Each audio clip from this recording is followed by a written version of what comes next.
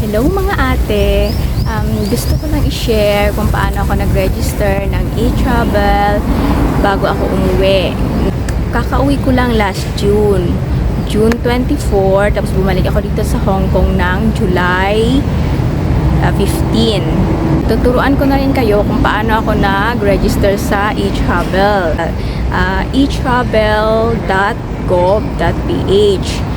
Pwede nyo siyang i-search sa Google, pwede rin sa Chrome, kahit sa alin dyan, basta makapasok lang kayo sa website nila. Be aware kayo sa mga scammer, sa mga nanghihingi ng pera, kasi ang e-travel, wala po yung bayad, libre po yan. Basta number 1 na tatandaan nyo is, you may only register 72 hours prior to your departure or arrival in the Philippines. Kasi magpa-register ka sa e-travel, arriving in the Philippines at saka leaving in the Philippines, arrival at saka departure. Kailangan yung makakuha ng arrival card at saka departure card pag umalis at dumating at umalis kayo ng Pilipinas. QR code ang tawag doon, yung makukuha nyo after nyo mag-register. Pwede kayo mag-register gamit ang laptop, cellphone, mobile phone, computer, desktop, kahit alin dyan, basta makapasok lang kayo sa website nila, okay na yun. So first step na gagawin is mag-visit sa e-travel.gov.ph. Pag nakapasok na kayo sa e-travel.gov.ph, ang una nyong makikita dyan is yung Philippine passport holder ka ba or foreign passport holder ka. Siyempre, Filipino tayo, sa Pilipinas tayo nakatira, is Philippine passport yung pipindutin natin. So, yung i-base ko lang ngayon is about sa domestic helper, kung alin doon ang dapat na ilagay natin. Next is travel type. Pag kinlik nyo yon, yung travel type, mayroon na kayo ng option doon. Ang lalabas is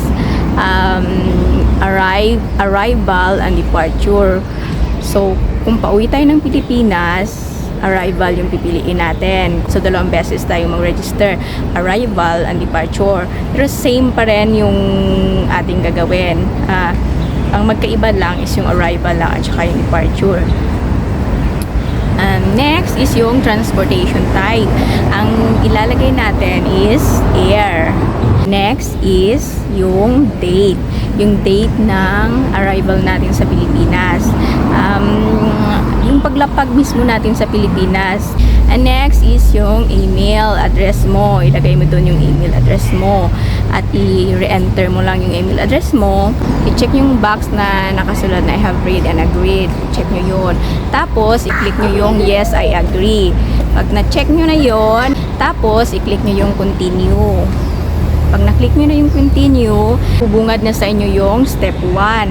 Step 1 out of 6. Step 1 to 6. So, sa step 1, kailangan yung personal profile. Ilagay nyo ang name, passport number, ilagay nyo rin ang kasarian nyo, ang birthday, citizenship, country of birth, at yung occupation. Yung occupation, guys, tingnan nyo, is marami kang option. Kahit alin dyan, in-click nyo yan siya, yung box na yan, lalabas yung mga option. So, pipiliin nyo doon yung tayo, mga OFW, kung saan man tayo kung ano man yung trabaho natin sa ibang bansa, andun may pagpipilian ka. So, ang tulad ko, domestic helper, yun yung pinili ko. Next is, ilagay na yung mobile number.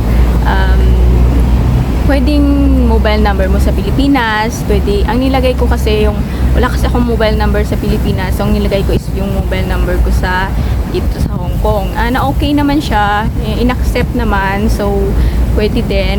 At i-click nyo na yung next.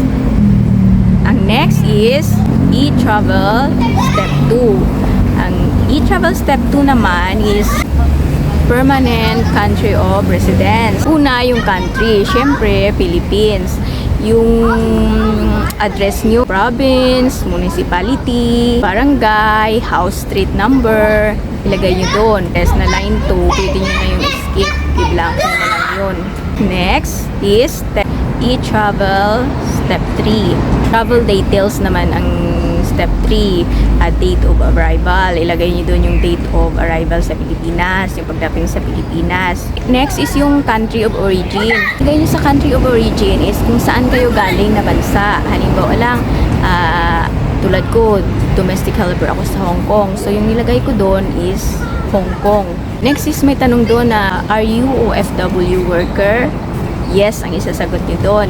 Sa OFW classification, land-based ang ilalagay.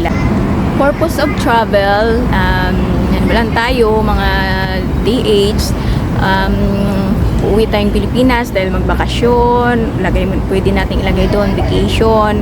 Marami ka dong option kung anong ilagay mo, kung ano talaga yung purpose ng pag-uwi mo sa Pilipinas.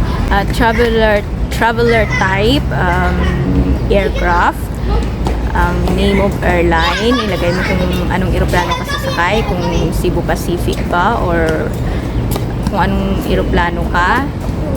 Ako naman kasi nung umuwi ako is Cebu Pacific, so Cebu Pacific yung nilagay ko.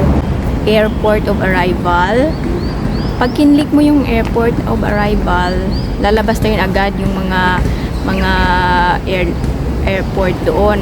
Pag nalagay mo na yung name of airline mo, automatic yun kasi andun na agad yung mag-a-appear na kasi yun, may mga details kasi yun na nag-a-appear na agad. So sa'yo, i-check mo kung papalitan mo pa ba, may mali or what. Kasi yung akin, andyan na agad yung airport ko. Nakalagay na agad yung airport of arrival ko na sa NAIA. Kahit na hindi pa ako nakapili. So, automatic na siya.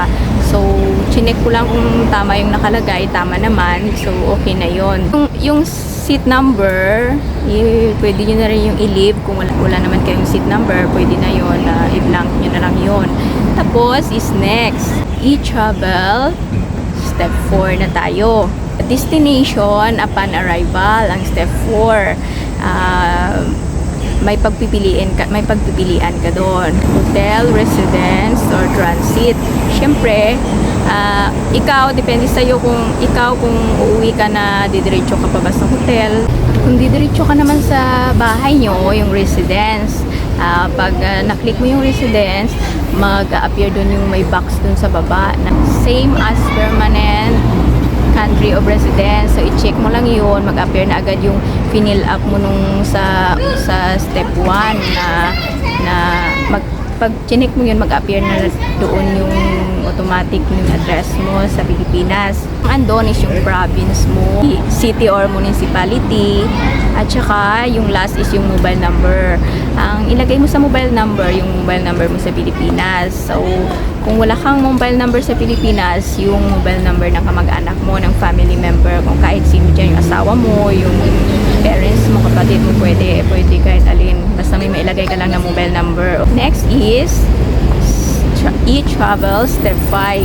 Ang e-travel step 5 naman is yung health declaration. Yung health declaration is good news kasi starting July 22, no need na yung i-declare yung vaccination, kung nakailang dose ka ba ng vaccine, kung naka-PCR or antigen test ka pa, no need na.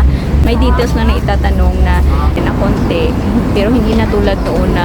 Ang question lang doon is country visited in last 30 days. So, ako ang nilagay ko lang is Hong Kong kasi doon naman ako galing bago ako nag-flight. So, yun yung nilagay ko. Have you been sick in the past 30 days? Ang sinagot ko doon, no. I-click mo na yung next. Step 6 out of 6 ng e-travel is summary. Lalabas na yung summary na sa lahat ng sinagot mo, yung step 6. So, i-check mo doon kung tama lahat ng nakalagay. I-check mo kung tama ang nakalagay doon, yung mga details, i-check mo, isa-isahin mo doon sa step 6. Para kung pag na-check mo na siya na okay lahat, wala kang maling na info na sagutan na ilagay, is i-click mo na yung submit. Pag-click mo ng submit is hintayin mo na yung green QR code mo sa arrival. Kasi pag kinlik mo yung submit, automatic na yan na may lalabas na agad yung green QR code mo. Tapos, tingnan mo sa email address mo. Mag-i-email yan sila. Yung QR code mo din yung i-email nila. Nandun na yung QR code mo. Pwede mo na siyang i-screenshot or i-download. Pero mas maiging i-screenshot, mas madali. At yun lang guys. Naisipan ko lang gawin tong video na to para makatulong sa mga gustong umuwi na wala pang idea kung paano mag-register sa e-travel. Thank you guys. Thank you mga ate. Bye bye po. Tara sa Hong Kong.